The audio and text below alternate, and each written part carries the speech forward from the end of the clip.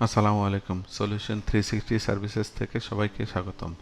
আজ আমি দেখাবো Adobe Illustrator action part 4 save action, load action এবং প্লেব্যাক অপশন। অর্থাৎ এগুলো কোনটা কোন কাজে ইউজ করা হয় সেটা দেখাবো। তো এটা দেখার আগে আপনারা যদি আমার অ্যাডোব ফটোশপের এই পার্টটায় দেখেন অ্যাকশন পার্টে, তো সেখান থেকে কিন্তু আরও ইজিলি বুঝতে পারবেন, স্টেপ বাই স্টেপ এখানে দেওয়া আছে।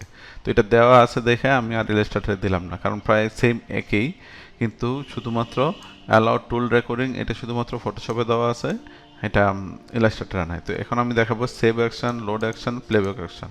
তো সবার আগে আমি দেখে নিই প্লেব্যাক অ্যাকশনগুলো আগে দেখে নিই। এটা হলো তিনটা থাকে, একটা হলো অ্যাক্সিলারেটেড, অর্থাৎ এটা খুব দ্রুত হয়, স্টেপ বাই স্টেপ, একটা হওয়ার পরে একটু অপেক্ষা করে তারপর আরেকটা হয়, আরেকটা পজ পর, অর্থাৎ আমি কত সেকেন্ড পর পর হবে আমি এখানে ম্যানুয়ালি দিয়ে দিতে পারবো।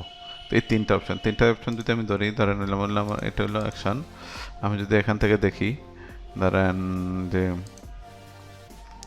প্লেব্যাক অপশনটা দিলাম, তো অ্যাক্সিলারেটেড সবসময় থাকে। আমি স্টেপ বাই স্টেপটা যদি দেই, দেখেন কি হয়, অ্যাকশনটা একটু স্লো হয় এটা।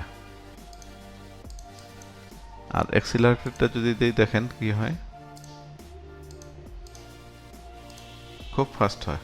দেখছেন এক ক্লিকে এখানে চলে আসতেছে। তারপরে আমি যদি আরেকটা আছে যে এটা যদি দেই যে ফার্স্ট পর 5 সেকেন্ড পর পর, হয়তো দেখেন একটা হওয়ার পরে একটা অপেক্ষা করতে আছে, দেখেন 5 সেকেন্ড পর পর আরেকটা হচ্ছে। অর্থাৎ আমি এখানে টাইম দিয়ে দিতে পারি কত সেকেন্ড পর পর একটা অ্যাকশন চলবে, প্রত্যেকটা অ্যাকশনের পর পর একটা অ্যাকশন দেওয়া থাকে। তো সবসময় আমাদের থাকবে যে আসলে আমাদের এটা থাকবে। তো এটা যদি চেঞ্জ হয়ে যায়, এখান থেকে আপনারা আবার রিসেট করে নিতে পারবেন। তারপর এখানে আরেকটা দেখা যায় যে দেখেন এখানে এলো, তারপর দেখি আমি আমার যে অ্যাকশনটা আমি এখন সেভ করব, সেভের অপশনটা কিন্তু এখানে দেখাচ্ছে না যে অ্যাকশানে দিলে। অর্থাৎ তাহলে আমাদের এখানে বলতে পারি যে সেভ অ্যাকশনটা তখনই অ্যাক্টিভ হবে যখন আমরা অ্যাকশন সেট, অর্থাৎ অ্যাকশন সেটের উপরে যখন আমরা ক্লিক করব তখন এটা সেভ অপশনটা অ্যাক্টিভ হতো। এখান থেকে আমি সেভ দিলে, আমি এখানে সেভ দিলাম, আমার আগে আছে লাগে আমি রিপ্লেস করে দিলাম। এখন আমি যদি এটা ডিলিট করে দিই, অর্থাৎ ডিলিটটা আমি এভাবে করি, যেখান থেকে ক্লিয়ার অ্যাকশন, আমি সব অ্যাকশনগুলো ক্লিয়ার করে দিলাম, এখান থেকে সব অ্যাকশন ক্লিয়ার হয়ে গেল। দেখেন এখন আমি আবার লোড দিই অ্যাকশনটা, এখান থেকে লোড অ্যাকশনটা দেবেন, দেখেন আবার আগের মতো আছে।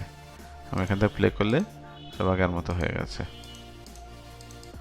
এটা হলো অ্যাকশন সেভ এবং লোড। আবার অ্যাকশন রিপ্লেস দেওয়া যায়, অর্থাৎ আমি কোনো মডিফাই করে যদি আবার অ্যাকশনটা রিপ্লেস দিই, তখন এখান থেকে আমি এখান থেকে যদি কোনো সেভ করা থাকে এই অ্যাকশনটা মডিফাই করে, তখন আবার আমি এখানে রিপ্লেস দিয়ে দিতে পারবো।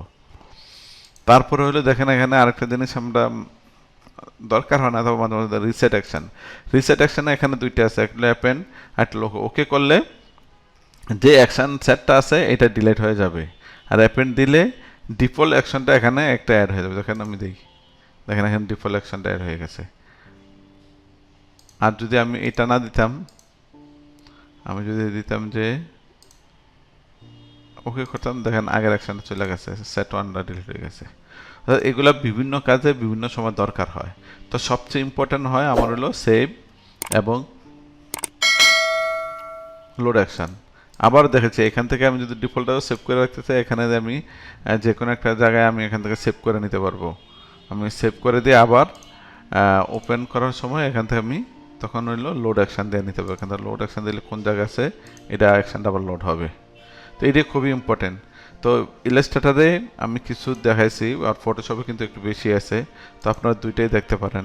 তো আমি বাকি যে ইম্পর্টেন্ট টপিকের উপর বা যেগুলা যে খুবই দরকারি, যেমন হইল বিভিন্ন প্যারাগ্রাফ সেটিং করা লাগে, ব্রোশিওর করা লাগে, অ্যানুয়াল রিপোর্ট করার সময়, তখন সেই ক্ষেত্রে অ্যাকশানগুলো কীভাবে ইউজ করা হয় সেগুলো আমি স্টেপ বাই স্টেপ একটার পর একটা দিব। আজ এ পর্যন্ত, আল্লাহ হাফেজ।